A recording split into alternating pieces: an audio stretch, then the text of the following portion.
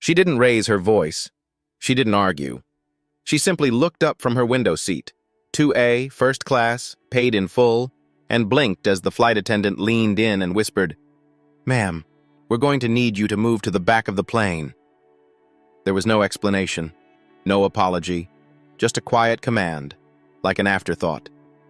Passengers were still boarding, shuffling past with carry-ons and headphones. The man in a navy suit behind her barely looked up as he took the spot she was being asked to give up. And she? She sat still, hands resting on the armrests, eyes soft but confused. The leather beneath her felt warm, already shaped to her frame. It was hers. She had chosen it. And yet, in a moment, it felt like she didn't belong. The cabin was full of voices, but for a split second there was something else, something quieter. The kind of stillness that spreads when people feel something is wrong but aren't sure what to say, or if they should say anything at all. She had followed every rule.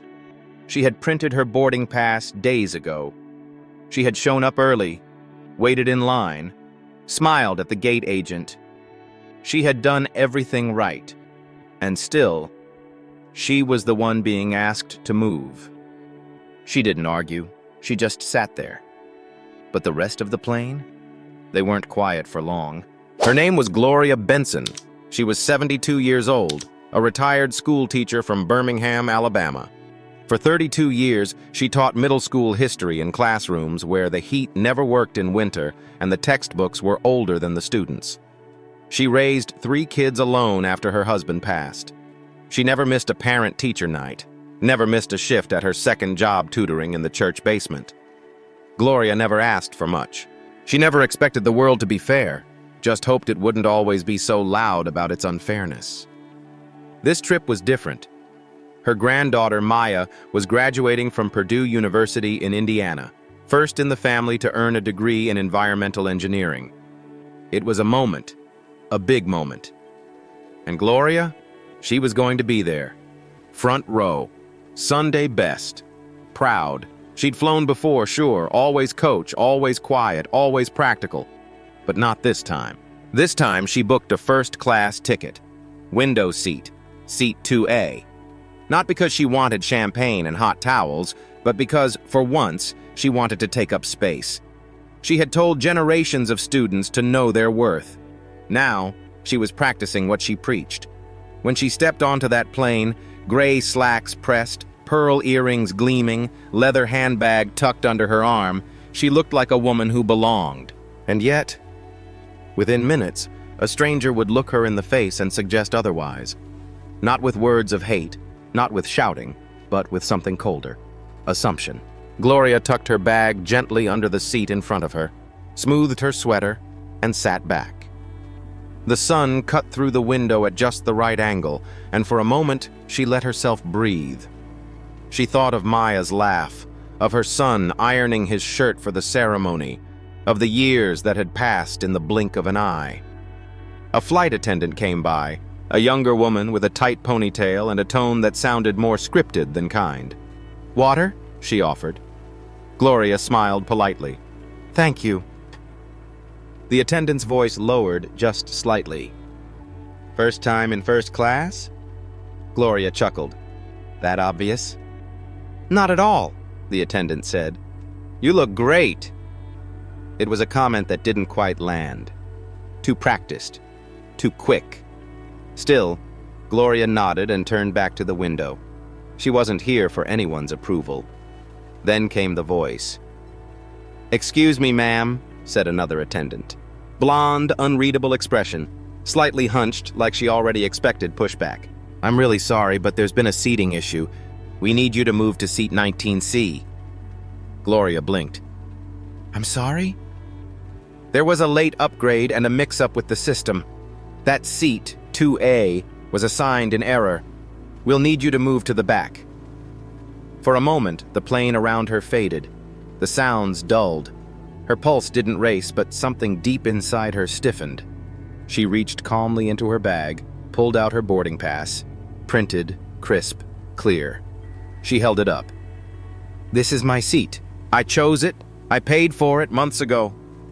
The attendant glanced at it, then looked over her shoulder.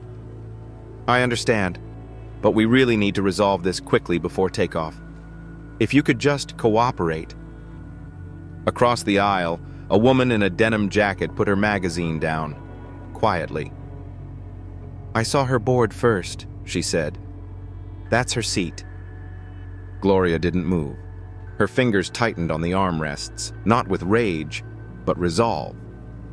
I'm not trying to be difficult, she said, voice soft but steady. I just know what I paid for, and this is it. The attendant leaned in closer now, eyes darting toward the front. We'll compensate you. It's still a nice seat. Just for now, please. But then, he appeared. Tall, white, mid-40s, business casual. Laptop bag slung over his shoulder.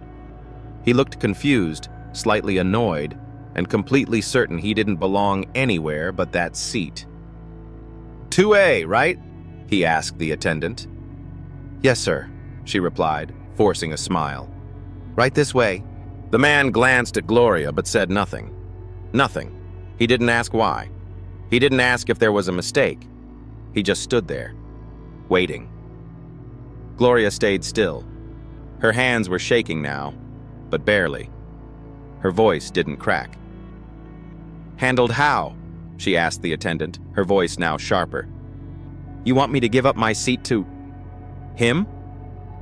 The attendant's tone shifted. Firm now. Final. Ma'am, please? And that was when it happened. The silence. Not silence like peace. Silence like shame.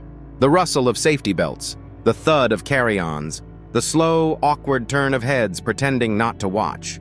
No one said anything. Not at first. Gloria looked around.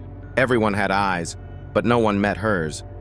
She felt her throat tighten, not from sadness, not even from humiliation, but from something older, familiar.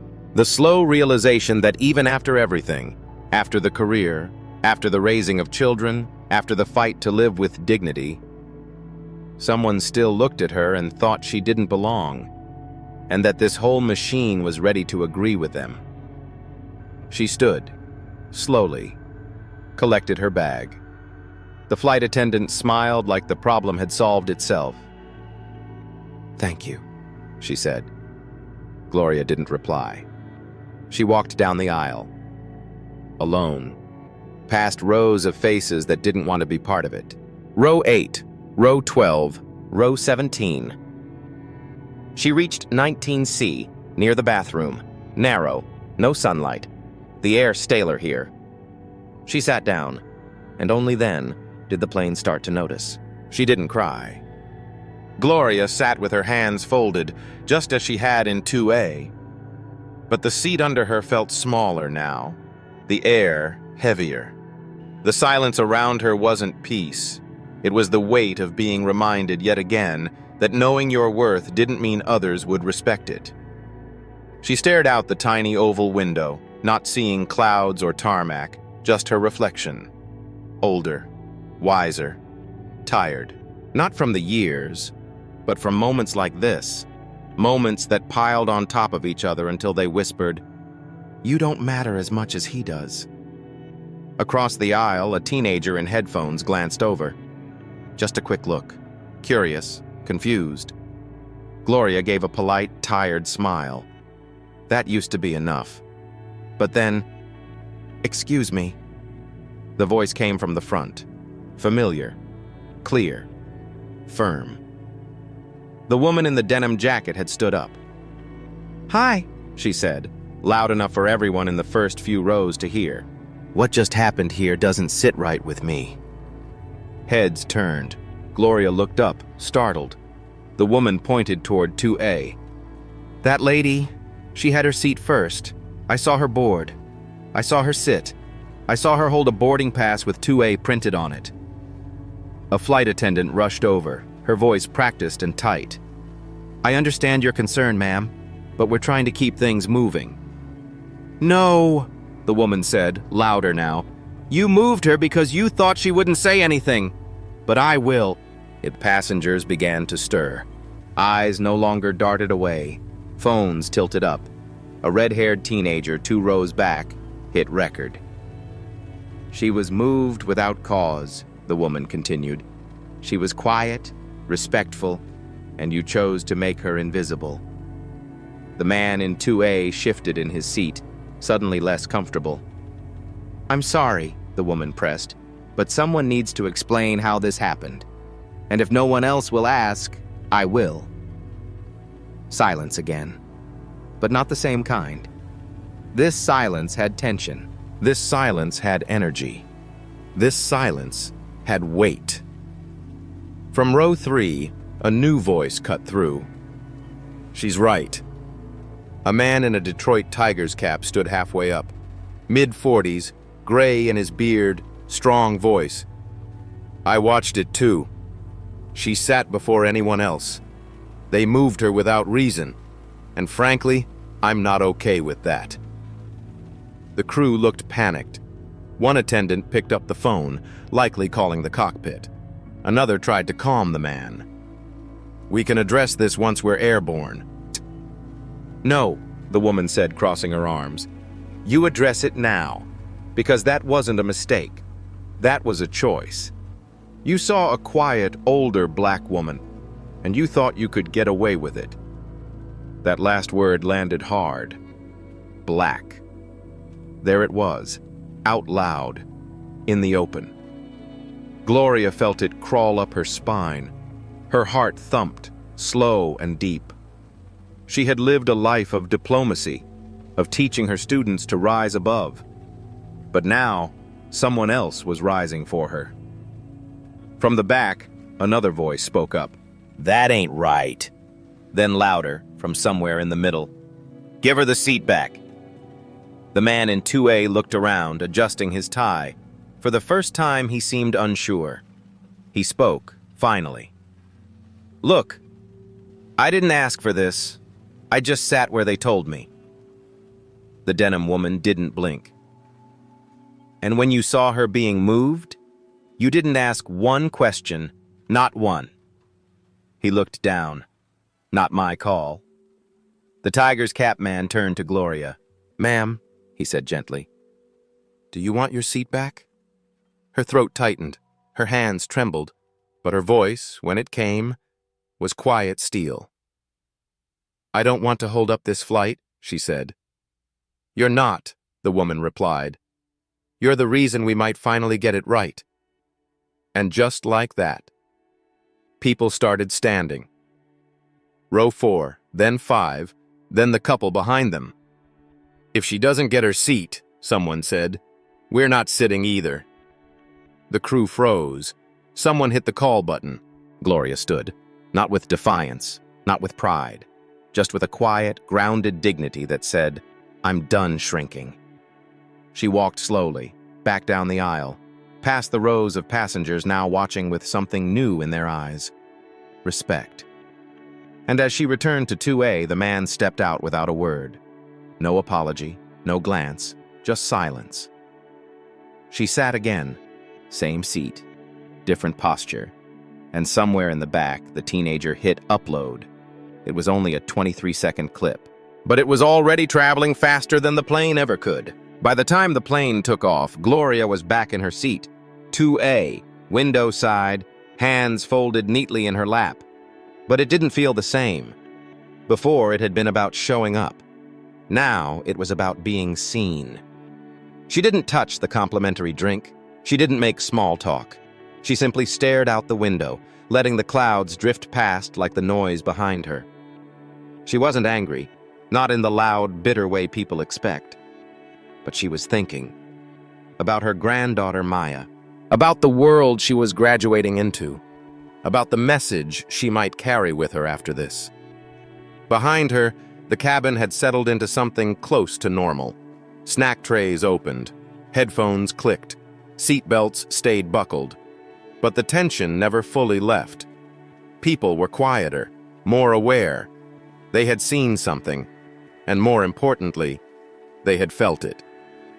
Somewhere near row 18, the red-haired teenager finished editing his clip. Caption: They moved an elderly black woman out of her first-class seat. The whole plane said nope. He hit post. Tick-tock. 30 seconds, then 50 likes, then 500, then 10,000. By the time the wheels touched down in Indiana, the clip had already passed 80,000 views and been stitched by 3 influencers, one airline watchdog account, and a travel blogger who added, "Her name is Gloria Benson. Let's make sure the airline remembers it." Gloria didn't know any of this. Her phone had been off. She was still smoothing her sweater and getting ready to text Maya. "Landed safe. Can't wait to see you." As passengers filed out of the plane, some brushed her shoulder gently. A nod. A smile. One man leaned in and whispered, "You're a class act, ma'am. I'm glad they made it right." She nodded, softly. She didn't know what to say. This wasn't the kind of attention she wanted. A part of her wished she could disappear into the crowd. Catch the shuttle. Make it to the hotel. Pretend this never happened. But when she powered her phone on, it didn't stop buzzing. Missed calls, texts, from her kids, her old co-workers, numbers she didn't even recognize. 3 missed calls from her son, Marcus. She answered on the 4th ring. "Mama." His voice was breathless, shaken. "Are you okay? I mean, are you really okay?" "I'm fine, baby," she said, puzzled. "Why?" "You're all over the internet. I mean, everywhere. Twitter, TikTok, Instagram. That video of you standing your ground, it's viral. You didn't even raise your voice, and you still made the whole plane listen. Mama, I'm so proud of you." Gloria closed her eyes. She hadn't even realized anyone had been recording. "I wasn't trying to make a scene," she said. "I was just trying to get to Maya's graduation." "I know," he said. "But that's what makes it powerful. You didn't do anything but stand your ground, and people saw that. They felt that." She sat quietly in the shuttle as it rolled away from the curb. A soft buzz still hummed in her purse, more messages pouring in. Her name had become a headline, a symbol. She hadn't asked for this. She hadn't wanted it. But maybe it was time. She had spent her life teaching others to find their voice. Maybe now it was her turn to use hers. By the time Gloria reached her hotel in Lafayette, Indiana, her name was already making the rounds on news tickers and press emails. Not officially, of course. The airline, Coastal Air, had yet to mention her directly. No names, no specifics. Just a cold, polished statement posted to their social media. "We are aware of the incident on Flight 482 involving a seating assignment confusion. Coastal Air remains committed to fairness and inclusion for all passengers and is currently reviewing internal procedures. We apologize for any inconvenience caused." There it was again. Inconvenience.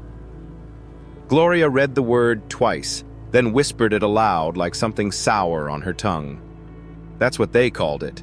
Not humiliation, not disrespect, not the sting of being pushed aside again. She thought about all the apology letters she'd written in her career. When a student was mistreated. When a parent felt unheard. She never used words like inconvenience when it mattered. She used truth, clarity, accountability. That night, as the hotel television played the now viral video on loop, Gloria picked up a pen. Not a phone, not a keyboard, a pen. She wrote slowly, carefully. Every word weighed. "I wasn't trying to go viral. I was trying to visit my granddaughter." She wrote about dignity, about what it feels like to be quietly erased, about how often older people, especially older black women, are expected to step aside without protest. "I spent decades telling young people they mattered, that their presence mattered, that they belonged. I still believe that. But sometimes the people who forget aren't the students. They're the ones who think they're in charge." She gave the letter to her son, Marcus, who posted it with her blessing. It spread faster than the video. Talk shows quoted her lines. Op-eds praised her grace. Civil rights organizations reposted it with hashtags Seat for Gloria, star dignity doesn't move. But there was one comment, just one, that stuck with her.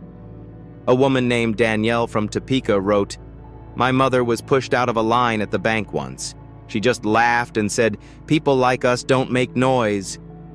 I wish she'd lived to see this. Thank you, Ms. Benson. You reminded me to stop laughing things off." Gloria read it twice, then folded her letter neatly and placed it in the drawer beside her bed. She wasn't looking for a spotlight. She wasn't chasing applause. She just refused to be small anymore. And yet, even with all that noise, all that movement, the moment that meant the most was still waiting, on a stage, at a graduation. Saturday morning came clear and bright.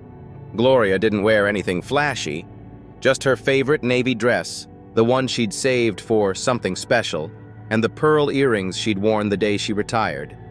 Her hands were steady, her steps sure. She wasn't thinking about hashtags, or trending videos, or weak apologies from polished suits. She was thinking about her granddaughter. The stadium was full, families everywhere, cheering, waving signs, holding back tears. Gloria found her seat, tucked near the middle, just like everyone else, until a security guard walked over. "Mrs. Benson?" She looked up. "The dean asked me to walk you to a reserved seat. Better view." "Reserved?" she asked. "For who?" He smiled. "For you." She followed him to the front, just behind the stage. A simple chair with a card folded on it. Guest of honor. Nothing flashy, just real. And then, they called her name. Maya Denise Benson, the first engineer in the family, the first to walk that stage. Gloria stood. Not to be seen, but because she couldn't help it. Maya found her in the crowd. Their eyes met. And in that one look, Gloria saw it all. Pride, power, love, and the legacy of every woman before her who ever sat in silence just to keep peace. After the ceremony, Maya hugged her tight. "You made people talk," she whispered. Gloria smiled. "I didn't try to." Maya pulled back, eyes shining. "Maybe we don't always need to shout, but when we speak, people should listen. If you're still here, maybe you've seen someone like Gloria. Maybe you've been Gloria. So if this story moved you, share it. Not for the clicks, not for the outrage, but because dignity should never have to be defended. And sometimes the most powerful thing you can do is stay seated. When the world expects you to stand down, leave a comment, tag someone who needs to hear this, and remember your voice matters even when you whisper.